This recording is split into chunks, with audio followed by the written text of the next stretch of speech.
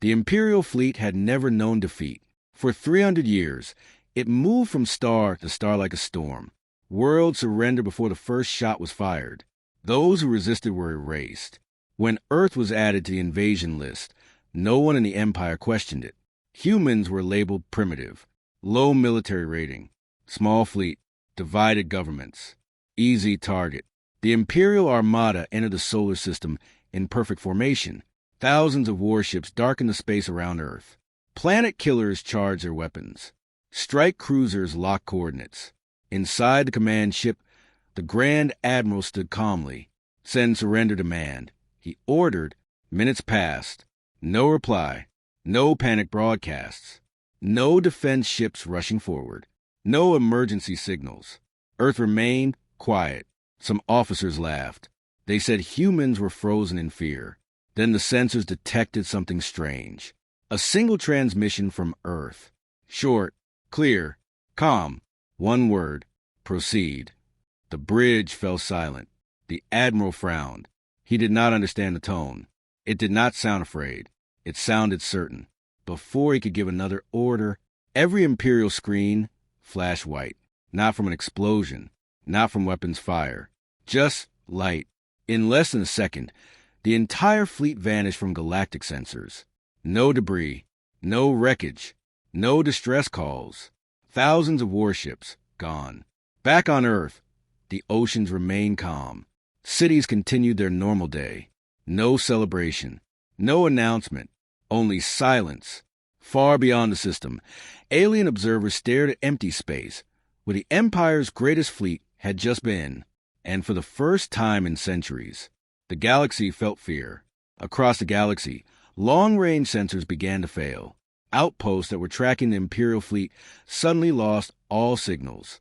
The data did not show battle damage. It did not show retreat. It showed nothing. 1 second the fleet existed. The next second, empty space. In the capital of the Empire, the High Council demanded answers. They believed it was a malfunction, a sensor error, a communication blackout. But every system confirmed the same result. The fleet was gone, not destroyed, not scattered, erased. Scouts were sent toward Earth, fast reconnaissance ships, equipped with stealth fields and deep scanners. They approached carefully. Earth still rotated peacefully around its sun. No debris field, no radiation scars, no military fleet waiting in orbit, just a quiet blue planet. The scouts detected only one strange thing. Space itself felt unstable, like invisible waves had passed through it.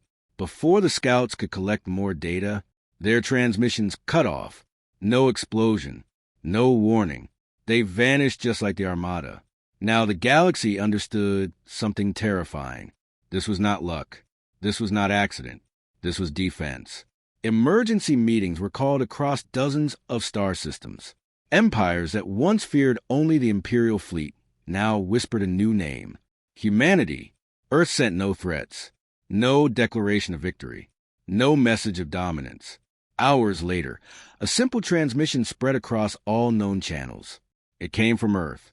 It carried the same calm tone as before. Further aggression will not be tolerated. Nothing more. And in that quiet sentence, the balance of power in the galaxy began to shift. The galaxy searched for answers. Scientists studied the data again and again. Military leaders reviewed old records. Ancient archives were opened. Nothing explained what happened near Earth. No known weapon could erase matter without leaving debris. No energy source could act that fast across thousands of ships. The Empire refused to accept defeat. They sent covert drones, small, silent machines built for deep surveillance. The drones were programmed to stay far from Earth's orbit. Just observe. Just record. For a few minutes, everything seemed normal. Earth satellites moved in quiet patterns. Cargo ships traveled between the moon and the planet. Civilian traffic continued as if nothing had happened. Then the drones detected something impossible. Space around Earth was not empty. It was structured. Hidden grids of energy stretched across the system, invisible to normal scanners. Silent, waiting. The drones tried to zoom in. They never finished the scan. One by one, they blinked out of existence. No flash, no signal, just absence. Back on Earth, deep under oceans and beneath mountain ranges, human command centers monitored everything. They did not celebrate. They did not panic. They simply observed. Human leaders had expected this day for years. Long ago, when the Empire began expanding, humanity made a choice. They would not build the biggest fleet. They would not compete ship against ship. Instead, they built something else. A system that could control space itself. A defense that did not chase enemies. It removed them. And now the galaxy was beginning to understand. Earth had never been unprotected. It had been patient. For centuries, the word invasion caused panic. Planets surrendered before fleets even arrived. Governments collapsed at the first warning. The Empire's name alone was enough to end wars. But now, something had changed. The Empire was silent. No counterattack. No public statement. No revenge fleet. Other civilizations watched closely. If Earth could erase the Imperial Armada in 1 second, what would stop them from doing it again? Rumors spread faster than facts. Some said humans had discovered ancient forbidden technology. Others believed they had unlocked control over space-time itself. A few whispered something worse. That Earth had always known this day would come. Small border empires began canceling their own expansion plans. Trade routes shifted away from Imperial territory. Military alliances started to fracture. Confidence was fading. Inside the Empire's capital, the High Council held emergency sessions without pause. They demanded a solution, a counterweapon, a strategy, but their top scientists reported the same conclusion. There is nothing to counter. Because no attack had been detected, no weapon fired, no energy signature tracked. It was as if the fleet had stepped into a space that no longer allowed them to exist. Meanwhile, Earth remained quiet. Human fleets did not move. Defense stations did not activate openly. Their diplomats sent only one repeated message: we seek peace. And that made it worse, because power that does not boast is power that does not need to.